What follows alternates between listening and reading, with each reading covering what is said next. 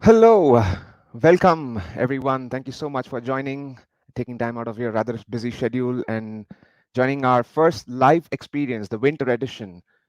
We hope to be offering you more such exciting live experiences in the future, and the commitment is to make sure that you are aware of all the advances and trends happening in the medical and pharma industry, as much as we are committed to help physicians and doctors and all healthcare professionals make their continuing medical education easier.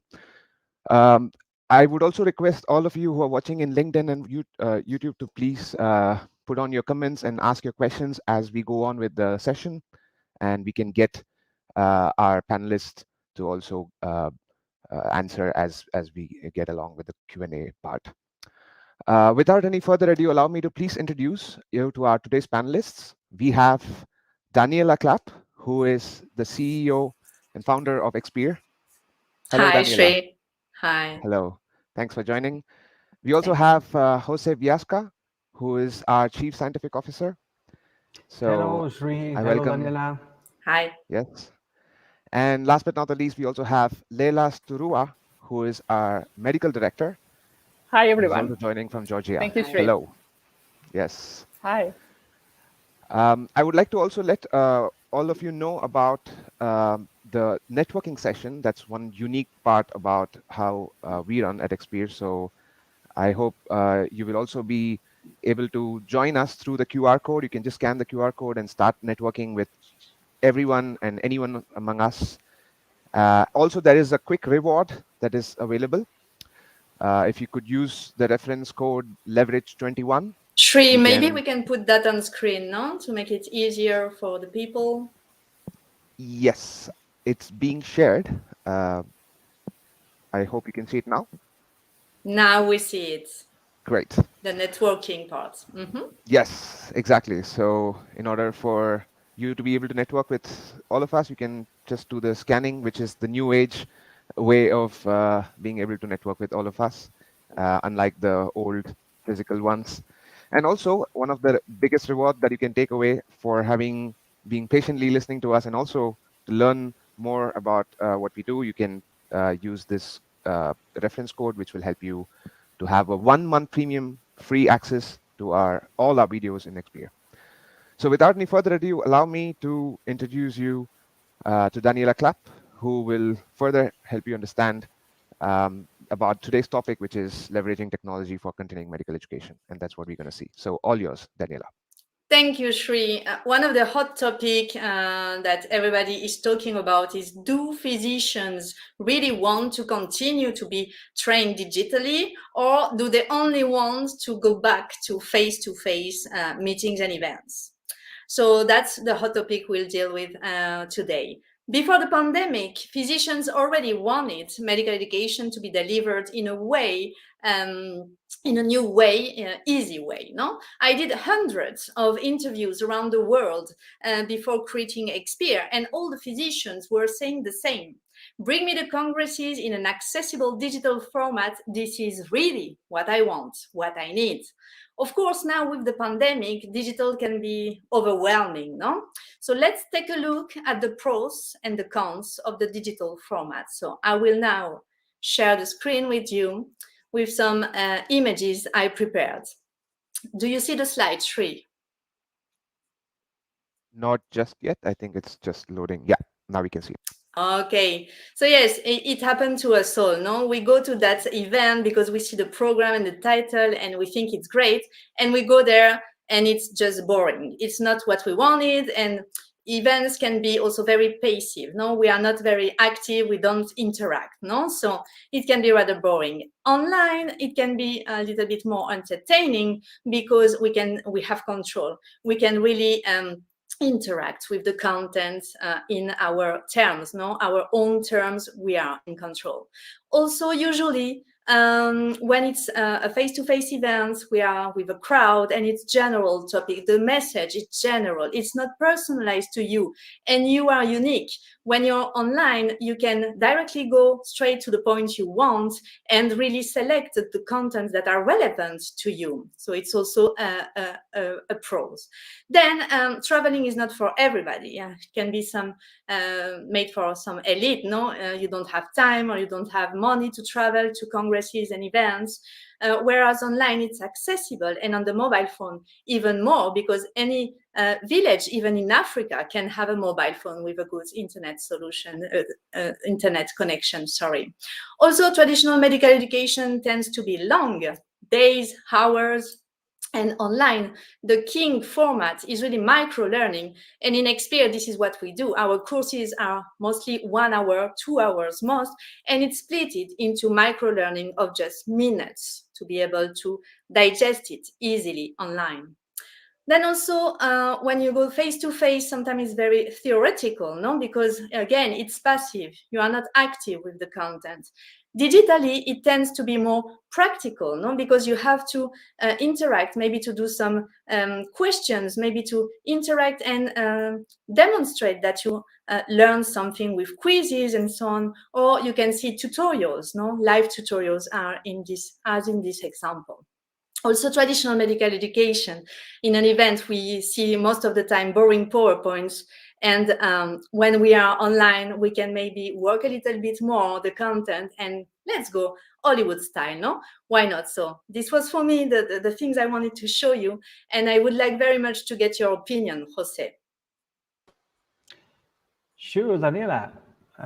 Actually, I prepared a couple of figures to show that many of the points you have highlighted are actually supported by evidence that is published in scientific journals. So if we put on now, yes, you see here that the Nature journal asks the readers, researchers all across the world, what was their opinion about if conferences should continue to be virtual or have a virtual component after the pandemic. Okay, this survey was run some months ago in the middle of the lockdowns because of the COVID-19 pandemic, and as you see, around 1,000 responses were gathered, and 74% of the respondents say that yes, medical education conferences should keep on being virtual or at least have some component. If they ask about the reasons for their opinions, and as you see, regarding the aspects they appreciated most about virtual conferences, 49% said because they were more accessible. And also 21% said because of their lower carbon footprint and other reasons such as lower costs and others. It's also interesting what were the drawbacks that respondents said about virtual conferences. And as you see, 69% of the people say that because of poor networking opportunities or time zone differences, or because of technical issues that had something happened. So yeah, Daniela, basically what you said is resonates with these points, right? Yes, and for poor networking opportunities, which is the negative aspect of online, we believe that with the format you can experience with us at the end, it will be better. No, it's a good way also to network, but we have to do networking opportunities. So let's stay with us until the end, and Sure. also as a take-home message, what you can do tomorrow to leverage technology for your digital medical education. Well, I would say you can start putting your digital content on Xpeer, make your content as sexy as Netflix, give the HCPs the freedom to watch content anytime, anywhere. Engaging is giving the power to the users. No? What do you think, Leila, about technology applied to medical education? Well, actually, recently there are a lot of talks about a pandemic and technology, but not pandemic, actually, rather digital era itself demands transformation, how to teach and reframe education. Nowadays, digital skills have become a fourth key competency alongside reading, writing, and arithmetic. That's why digital learning and teaching become the must for all educational levels, from primary school to universities and continuous education providers. Medical education is not exception at all, of course. It's adapting to digitalized healthcare systems and a digital generation of younger doctors. It was a very interesting study performed by Association of American Medical Colleges. This study showed us that up to 70% of second-year medical students watch online videos for medical education information, and almost 80% of them use other online content for the same purpose, at least once a week or even daily. Lecture halls in medical schools have less and less students, even if schools offer the best lecture in the world. The number of students who choose that method of delivery is low, so classical static formats no longer effectively work. To keep the attention of millennials, the educational content must have excellent visuals, storytelling, dialogue to their attention.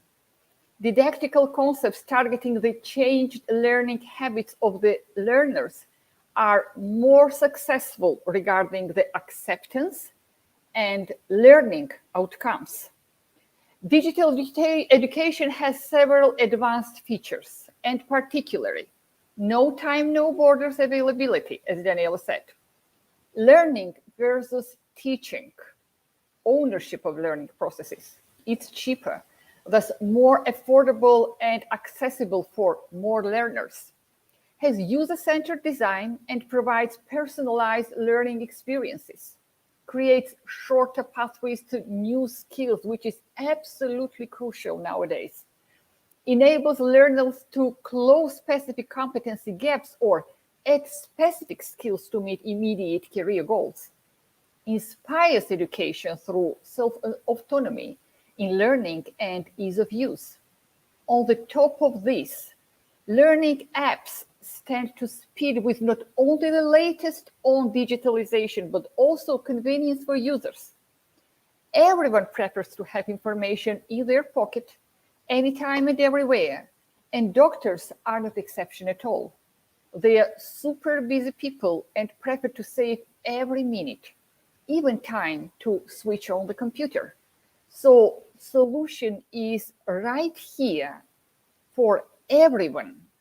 Download the Xpeer app, learn and enjoy the same time through on-demand content or live streams. Be inspired and inspire others to learn more. Well said, Leila. Thank you so much for that. Really, it was very important to know how online and digital communication is being used predominantly, and how difficult it is to actually to engage with doctors and physicians. So I would like to again invite Jose, who can maybe explain us a little bit more about why, apart from the fact that the digital content is so important, why quality and rigor is also is the epitome that we have to consider. Sure, Sri. Thank you very much. Let's say some words about quality and rigor in continuing medical education. And well, at the end, continuing medical education is about helping doctors and physicians provide the best possible care, right? And what is the best possible care? One crucial parameter is that it must include the most recent knowledge, and that comes and goes to research, okay? However, research is an immense task, right? Every year, thousands of papers are published, and not all of those are relevant for directly applicable clinical practice. So at the end, continuing medical education is about filtering all that huge amount of papers and giving in an easy way to doctors those relevant research papers. And the way to filter those is through a funnel using these three main criteria: impact, applicability, and quality. Impact refers to the effect size of the clinical intervention, right?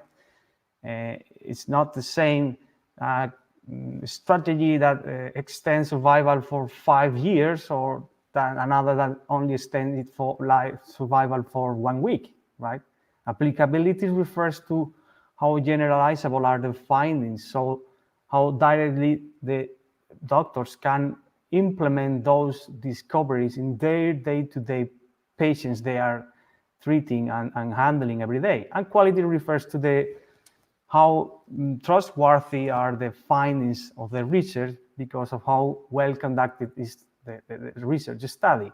So at the end, in continuing medical education, we want to show and give doctors all those papers that are in the golden box here in the top right part of this three-dimensional plot, right? Those papers that are highly applicable, that have a high impact and high level of evidence. Now it's all about scientific rigor, which is a set of standards investigators use to evaluate the quality, the trustworthiness, and the value of research. Scientific rigor, what it is? Well, it has to do with two crucial ideas, concepts in healthcare. One is accuracy, how likely are that the findings hit the target. And the second one, very important in health research, is reproducibility, which is the consensus among experts about what is the findings and what are the actual interventions that are safe and have high efficacy. So let's see quickly how in Xpeer you can have accredited content. This is a video in which you will see the platform. I have an overview how accreditation works in Xpeer. Xpeer is accredited by the European Accreditation Council for continuing medical education, providing credits for the courses that are published in the digital platform. These credits are valid in 25 countries in Europe and also in the United States, in Canada. And as you see here, it's a kind of Netflix platform with boxes. Each of those boxes is a course. And here you see one example of one course. Every course contains a series of elements, information about accreditation, but also videos included in a series of containers or modules.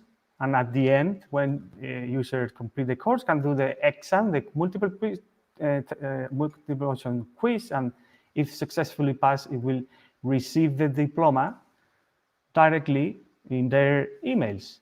We will see that later. You see, if you click get the diploma, it's sent to the email. So basically, it's that. Let's see, and let's confirm actually how it works. You go to the email after clicking the obtain the diploma, and you will see, maybe it's in the other inbox option. You see here in the email, the PDF with the diploma. And this is a diploma, a typical diploma of one accredited course you can get in Xpeer. Let's go one slide. Here is the example diploma. It shows the number of credits, completion date, and the exact content the user has done. So this is basically everything, how you can get credits and content accredited in Xpeer. That's great. Thank you so much, Jose, for showing that. I would like to also invite Daniela to have a few final words, because I remember you mentioned about how you could make your content really sexy by showing some Netflix-style videos and make it more engaging. And I really love the part about how Leila mentioned about how the world is evolving now and how digital education and digital transformation is being a key. And summing up with also what Jose said about quality and rigor, because just not giving a good engaging content, but also is very important that it is with accuracy and reliability and so on. So maybe you would like to summarize all of it. Yes, so I believe the best summary is what you just said. Format is important, and you have to build really amazingly good audiovisual content right now to have the attention of the public, of the HCPs, because if not, they will skip it. Digitally is like that. It's as easy as poop off. So this is important, the format. But of course, it has to be linked with topics that are relevant for the audience. It should answer a pain point they have in a very practical way with really tutorial style, as a tutorial on YouTube, no? Really step-by-step way to do things, not generic, not theoretical. And this is, as Jose said, should be relevant, recent, and be certified in one way to be able to really believe that source, no? And that's what we try to do on Xpeer for 2 years now. All right. Thank you so much. Really great information. We have some a question over here as we go into the question and answer session. So let me read out a few of the questions as much time we have and use it. So we have Witold Orlik who has a question here. It's regarding how we can find the best journals for continuing professional development in healthcare, and what are the recommended publishers that you would. I guess it's the question for Jose.